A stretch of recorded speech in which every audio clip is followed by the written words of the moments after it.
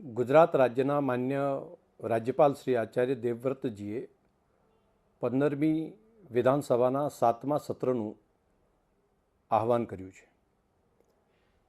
આ ચોમાસું સત્ર તારીખ 8, 9, 10 સપ્ટેમ્બર દરમિયાન બોલાવવામાં આવ્યું છે.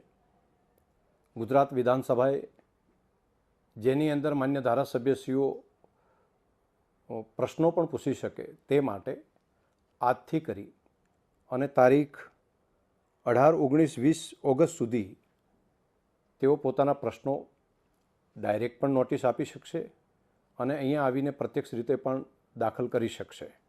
તો એક ઓનલાઈન તેમજ પ્રત્યક્ષ આપવાની બંને પદ્ધતિ ચાલુ રહેશે.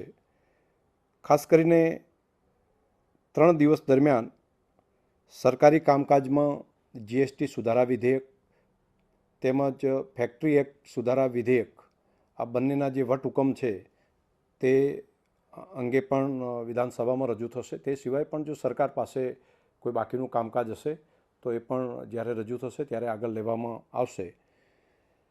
કામકાજ સલાહકાર સમિતિની મિટિંગ જે છે એ તારીખ 6, 9, 2025ના રોજ શનિવારના બોલાવવામાં આવશે. તેની અંદર બાકીના વિગતવાર જે કામો છે તેની ચર્ચા કરવામાં આવશે.